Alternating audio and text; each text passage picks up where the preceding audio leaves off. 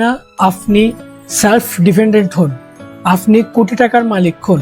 কেউ কেন চাইবে আপনি কোটি কোটি টাকার মালিক হবেন? কেউ কেন চাইবে আপনি সেলফ ডিপেন্ডেন্ট হবেন? কারণ যদি কি আপনি কোটি কোটি টাকার মালিক হন, সেলফ ডিপেন্ডেন্ট হন, আপনি কারো অর্ডার ফলো করবেন না, প্রতিটি জিনিসে কোয়েশ্চেন করবেন, আপনি খারাপ কিছুর বিরুদ্ধে আওয়াজ উঠাবেন, আর আপনি কোনোদিনও এই ট্র্যাপকে বুঝতে পারবেন না।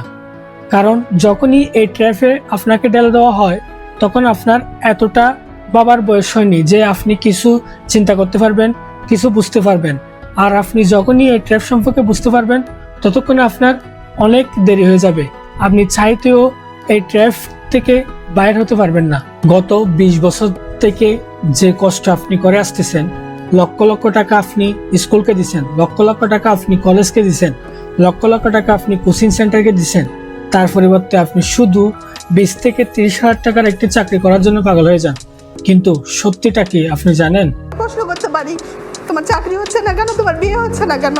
কিন্তু এই যে 2টা বছর আমাদের জীবন থেকে চলে গেছে, দায়টা কে নিয়েছে? আমাদের পরিবার নিয়েছে? নাই। আমাদের রাষ্ট্র নিয়েছে? নাই। আমাদের সমাজ নিয়েছে? নাই।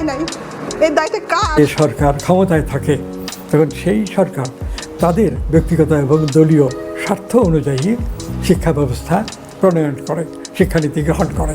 এখানে তো অভিজ্ঞতা থেকে কেউ শেখে না, যে অভিজ্ঞতায় যেগুলো ভুল। বাংলাদেশ পরিসংখ্যান ব্যুরোর শ্রমশক্তি জরিপের সবশেষ তথ্য অনুযায়ী 2024-25 অর্থবছরের দ্বিতীয় প্রান্তিকে দেশে বেকারত্বের হার বেড়ে দাঁড়ায় 4.63%। বর্তমানে বাংলাদেশের ইতিহাসে যা সর্বোচ্চ বেকারত্বের হার। সময়সীমা একেবারে শেষ পর্যায়ে 1 বছর 1.5 বছর আছে।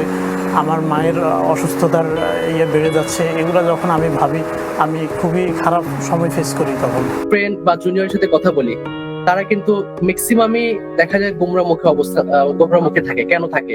কারণ তারা কোনো না কোনো একটা কারণে মানসিকভাবে ভালো নেই।